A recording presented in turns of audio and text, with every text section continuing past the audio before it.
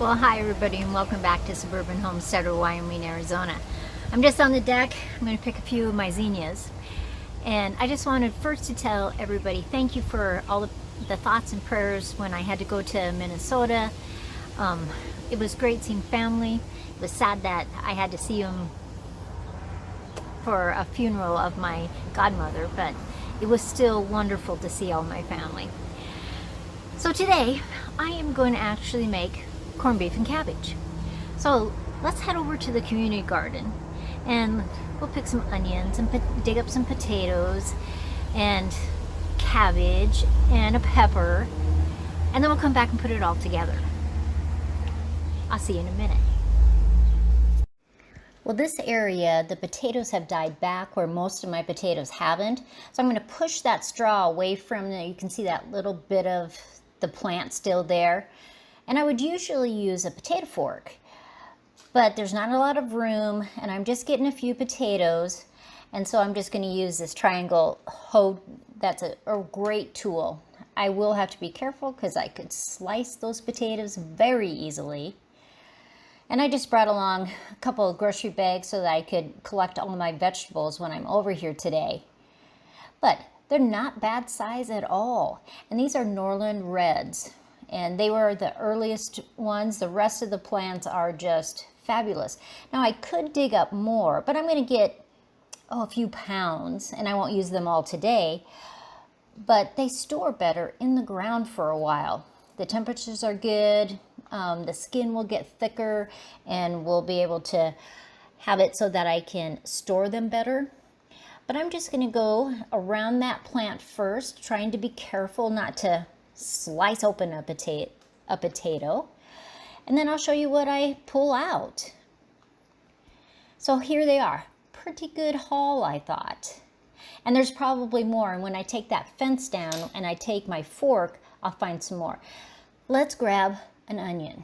Now this part is a little bit grassy around here, so I'm just using my tool and I'll be able to pull that out. Very nice size onion. Let me knock some of that soil off, and then I'll kind of give you a perspective what it looks like compared to my hand. But I have just enjoyed the onion so far, and I do have 3 different varieties. See, it's a whopper. Not bad. And I'm going to get a pepper. Now I could use the bells, or I could use some of my hot peppers. Now I do have some burr sage around there. I was gone and it just comes up. You pull it and it comes up. There's some fun hot peppers that I have, but I think I'm just going to put a bell in there.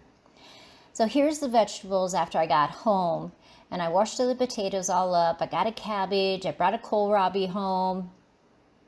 And there's something about those new potatoes, and you slice them and they are so crisp. But let's put it all together and have some corned beef and cabbage.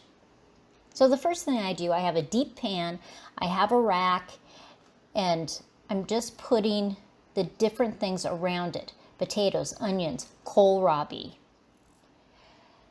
Now I'm going to add the cabbage on the outside edge. You can see it's just surrounding it all. I'm going to slice up that pepper, just put it on top. And then for a surprise, I'm adding currants and raspberries. Some broccoli. Now all these vegetables came out of my garden. When you get corned beef, you're going to get this packet of seasoning. Now you can use it or not use it. That is totally up to you because it's already got flavor in the corned beef. I like to sprinkle it over top of everything when I have all my vegetables and my herbs already on it. And you just open it up and just sprinkle it. So I have tarragon, basil, salt and pepper, along with all the vegetables. And that is enough flavors to add. And it will just give this wonderful taste. Now I'm going to cover it with parchment, and then I will cover it with aluminum foil so that the aluminum foil isn't touching my meat. And I'm going to put it in the oven at 350 degrees, 50 minutes per pound.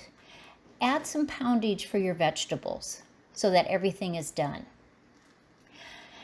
Now after about almost 4 hours, it's up to 180 degrees, and we're having it for supper. And I have to say that it was just delicious. but I made way too much on our plates, and Joe and I both ate about half of what our plate was, but it was delicious.